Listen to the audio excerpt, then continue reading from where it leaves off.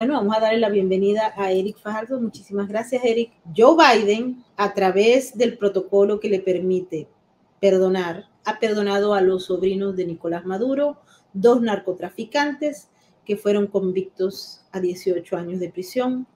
Y bueno, pues eso ha sido tomado por la narrativa del régimen como un gran logro, cosa que lo es, y lo es más allá de lo que ustedes se lo pueden imaginar. Es decir, Nicolás Maduro se atornilló porque Joe Biden le devolvió sus sobrinos y otras cosas más que le estaba pidiendo.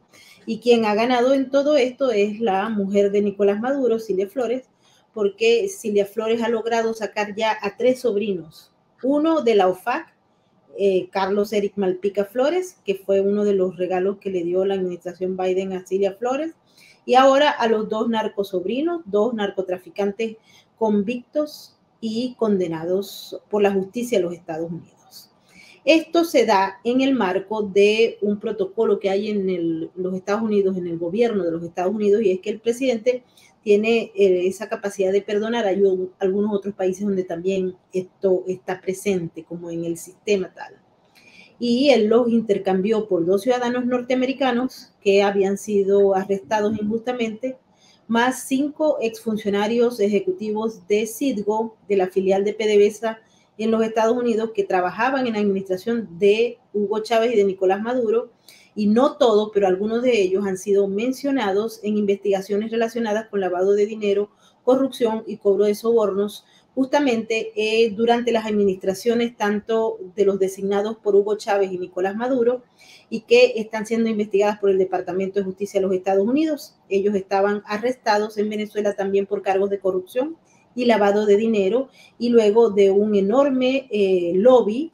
Les digo, no son todos, pero son muchos de ese grupito, y el primero que soltaron particularmente estaban relacionados con investigaciones sobre irregularidades de lavado de dinero y de corrupción y pago de sobornos. Así es que esto está muy interesante. Hay mucha gente que se pega un tiro en Venezuela. Me han dicho cómo es posible la justicia. Yo vuelvo a aclarar nuevamente, Eric, no es el sistema de justicia. Esto fue una decisión política de Joe Biden, pero quiero escuchar tu opinión al respecto. Adelante.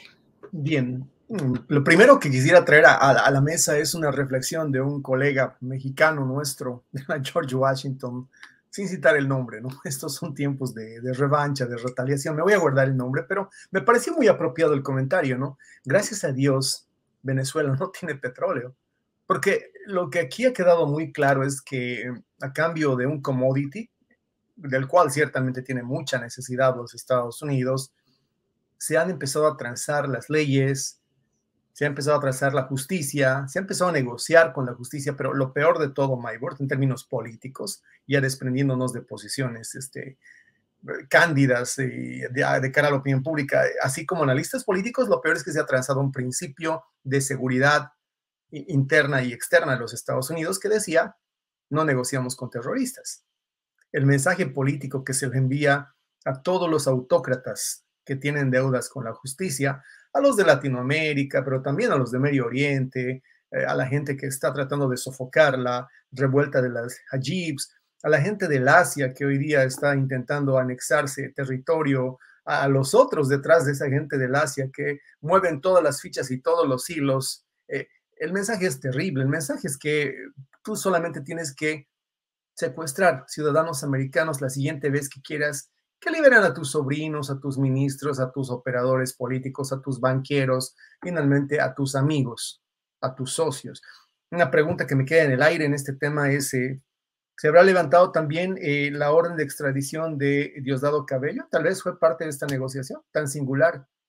Es lo más trágico que he visto, Maybord, desde el tema de los rehenes en la embajada estadounidense en Teherán, te acordarás.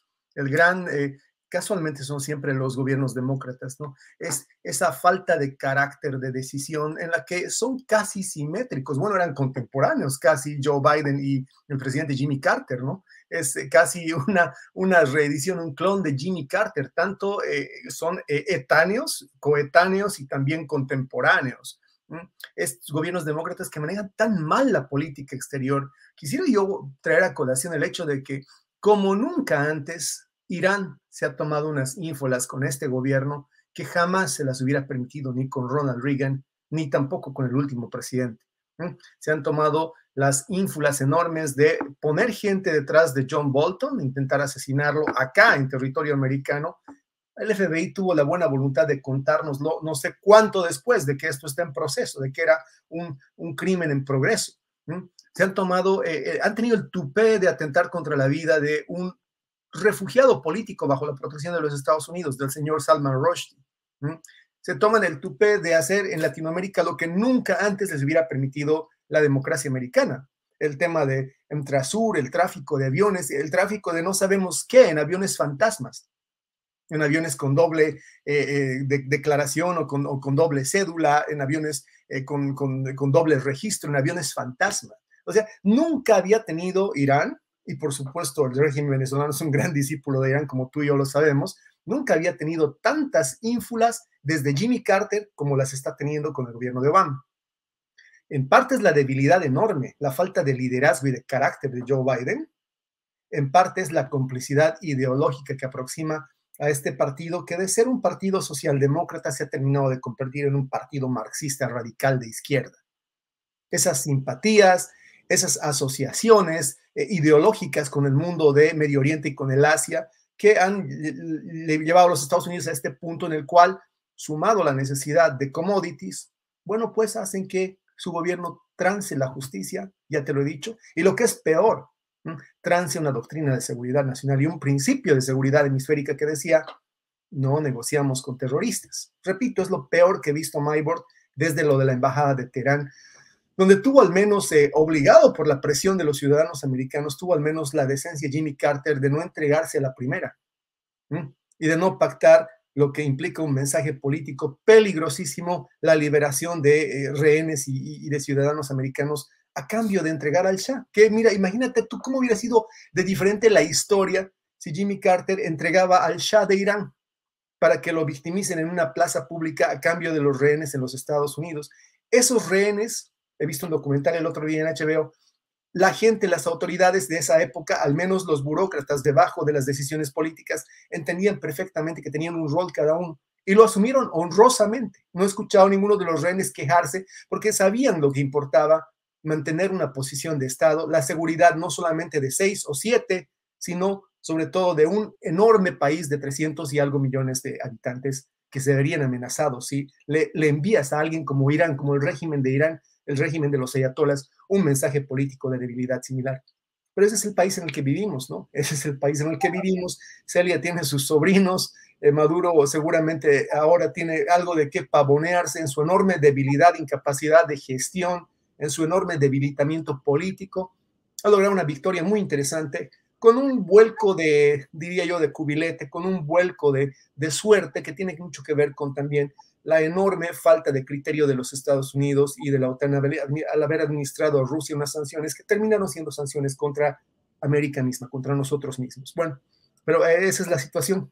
El mensaje recibido debe estar diciendo en este momento Nicolás Maduro, ¿no? Ahora sabemos dónde tenemos que apretar cada vez que queramos, seguramente que alguien más sea liberado, ¿no? Ahora sabemos exactamente qué tenemos que hacer y ahora sabemos hasta dónde también podemos o no creerle a los Estados Unidos la pose de hombre fuerte del barrio, ¿no? Así es, bueno, hay que aclararle porque hay mucha gente que nos está escribiendo desde nuestras diversas plataformas. El caso de los sobrinos de Nicolás Maduro, 2 narcotraficantes que fueron sentenciados y estaban pagando condena. Ellos fueron arrestados en diciembre del año 2015 y fueron liberados por un perdón presidencial que los intercambió por 2 ciudadanos norteamericanos y 5 ciudadanos venezolanos americanos que estaban presos en Caracas, en Venezuela.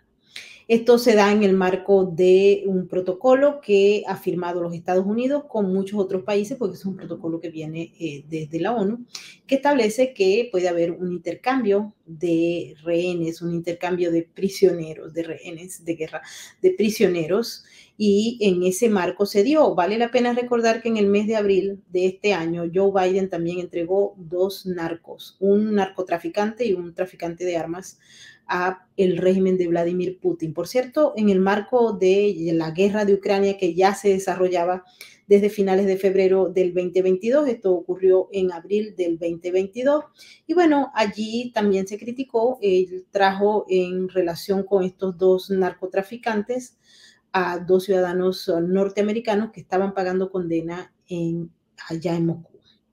En relación al caso de Alex Saab, que todos andan averiguando cómo es el asunto, bueno, Alex Saab no está sentenciado, está en un proceso y pues él no sería beneficiario de ese tipo de perdón en el marco que está planteado el acuerdo internacional.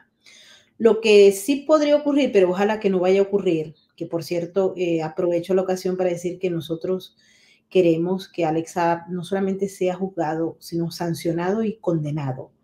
Lástima que le quitaron 7 de los 8 cargos que tenía. ¿Por qué Alex Saab ha sido señalado directamente del hambre de los venezolanos que nos duele a los venezolanos? El hambre de los venezolanos con las cajas CLAP. Él es responsable, él era encargado de negociar y se daba comida de bajo nivel, a veces hasta casi por vencer. Y aunque el caso del estado de la Florida no tiene nada que ver con la caja CLAP, yo les puedo decir que el hambre de los venezolanos debería prevalecer en cualquier decisión de carácter de justicia internacional. Pero a él lo están acusando aquí, es por delitos que tienen que ver con lavado de dinero en el sistema financiero de los Estados Unidos de más de 350 millones de dólares que provenían de actos de corrupción con el empleo y la compra de la caja CLAP. No el hambre de los venezolanos, aunque hay un argumento de los fiscales que dice tal. La próxima cita del caso que está en proceso no ha sido sentenciado. El juez todavía no ha empezado el juicio y no ha empezado el juicio, no han designado jurado, que sí lo tuvieron los narcotraficantes sobrinos de Nicolás Maduro. Eso va a ser el próximo año si no se resuelve lo que los de la defensa de Alex Saab están queriendo resolver, y es que Alex Saab no fuera juzgado ni condenado ni nada por el estilo. ¿Por qué? Porque ellos plantean que Alex Saab tiene inmunidad diplomática y por tanto no debería ser juzgado por la justicia ordinaria. Eso es lo que está planteado. Esa cita va a tener lugar en el mes de diciembre y el juez de la causa, el juez Robert Escola del Distrito Sur de Miami, ha permitido que Alex Saab presente testigos fuera del país, fuera del tribunal, pero eso se da en el marco del respeto a la ley en los Estados Unidos, que establece que cada acusado tiene derecho a la defensa. Y en ese particular lo que se está discutiendo no es si Alex Saab es ladrón o no, lavó dinero o no, se va a discutir si él es inmune o no diplomáticamente. Eso está pendiente porque los abogados de Alex Saab, que por cierto están muy, pero muy bien pagados, aunado a la campaña y a las agencias del lobby que trabajan por el que los fiscales consideran testaferro de Nicolás Maduro, pues van a tener la oportunidad de hacerlo porque está dentro del marco del derecho de los Estados Unidos darle al acusado la capacidad de defenderse. En este caso en particular, él quiere demostrar que sí es diplomático y los fiscales federales de los Estados Unidos obviamente quieren evitar que eso se produzca y ellos se han negado, han pedido al juez que niegue esa moción, pero el juez la aceptó. Es decir, van a presentar testigos en algún lugar de Venezuela. Él sugirió que fuera desde un hotel en Caracas y bueno, allí dirán que él era diplomático. Supongo que eso será lo que van a decir porque es la tesis que quieren probar y los fiscales dirán que no y es el juez el que va a decidir. De esa decisión depende lo otro, porque si el juez decide, bueno, si este hombre era diplomático y va a condenar ahí elementos que dicen que el Departamento de Justicia tiene que ver quién es diplomático y quién no. Nuestro buen querido amigo, el doctor Omar Estacio, y yo lo hemos conversado en múltiples oportunidades, él lo ha explicado con detalle, pero nadie sabe qué va a pasar allí, porque eso es una decisión del juez basado en elementos que van a ser presentados en esa audiencia, que nosotros cubriremos obviamente para ustedes con análisis del doctor Omar Estacio, que ya lo estoy comprometiendo donde quiera que se encuentre. Pero adicionalmente a ello, Alex Saab no puede ser beneficiario de un perdón de Joe Biden. Solamente esa vía podría mandarlo a Caracas o que se siga el juicio y el jurado decida que él no fue culpable, cosa que sería muy raro porque los fiscales se supone tienen pruebas y evidencias más allá de la duda razonable de que es culpable, de lo contrario no se hubiesen metido a acusarlo. ¿Ok? Así que ahí hay dos diferencias específicas en relación a eso, pero con los vientos que soplan en este país, y este país me refiero a los Estados Unidos, bueno, cualquier cosa puede ocurrir, porque aquí hay un movimiento muy fuerte que está llevando al país hacia un proceso en el que no se aleja mucho de los gobiernos autoritarios que han pedido a Joe Biden que libere narcotraficantes o criminales o terroristas. Hay que recordar que Joe Biden no es el único presidente que ha perdonado terroristas y narcotraficantes, etcétera. Pero este en particular, este perdón de los dos sobrinos de Nicolás Maduro tiene una trascendencia diferente. Eric, no sé si estás de acuerdo conmigo. Sí, lo que habría que ver es si el protocolo aplica, no sé si es solamente a prisioneros, prisioneros de guerra, porque me resisto a creer que el convencionalismo te permita negociar reos sí. sentenciados por narcotráfico. No, son convictos prisioneros que estén pagando condena. Sí, porque la situación debe ser demasiado diferente a la situación de quienes estaban los estadounidenses en Caracas. Esos eran prisioneros políticos, lo puedo entender. Pero ellos, de acuerdo a la ley en Venezuela, ellos eran supuestos terroristas. Pero bien interesante el caso. Vamos a hablar con un abogado sobre los dos ciudadanos norteamericanos, uno de los cuales intentó suicidarse porque obviamente en las cárceles de Venezuela no hay Estado de Derecho, no hay respeto a la dignidad humana y él intentó de hecho suicidarse. Había muchos preocupaciones por parte de los grupos que luchan por los derechos humanos de que él llegara a cometer algo y que el otro que lo acompañaba pues también. Pero este caso es supuestamente de terrorismo. Entonces, según Maduro, él envió 2 terroristas, 5 corruptos, ladrones, por 2 narcos. Pero él no dice que eran 2 narcos, él dice que eran 2 jóvenes inocentes que habían sido arrestados injustamente en los Estados Unidos en la componenda por acabar con el régimen, con su gobierno y señalarlos de narcotráfico. Así es que la narrativa se fortalece. Y esto aquí es importante, con esta decisión se fortalece la narrativa del crimen organizado transnacional, porque desde Fidel Castro y desde Mao y de todos los enemigos de los Estados Unidos, siempre han dicho que las acusaciones de narcotráfico y la lucha contra el narcotráfico y las acciones están directamente cuando se le acusa a un país, a Cuba, donde Fidel Castro lo dijo muy claro, Hugo Chávez lo dijo, lo ha dicho un montón de dictadores de América Latina y del mundo, y es que no es que es la justicia, sino que es el gobierno de los Estados Unidos que para acabar con los regímenes inventa que son narcotraficantes, y también Evo Morales lo ha dicho. Evo Morales, ¿no, Eric? Evo Morales, y todos. Entonces, hoy en estos momentos, el perdón se interpreta por la narrativa del régimen de que, bueno, de que esto era más que previsto. Es decir, que los Estados Unidos habían arrestado a 2 chicos inocentes, nenés, por el hecho de que querían hacerle daño a Nicolás Maduro y al chavismo y a la revolución bolivariana. O sea, contribuimos o contribuyó, porque yo no me incluyo en ese grupo, el gobierno de los Estados Unidos a alimentar la narrativa de la izquierda, de todos estos narcos gobiernos, no solamente y tristemente del hemisferio, sino que hay regados por el mundo, Eric.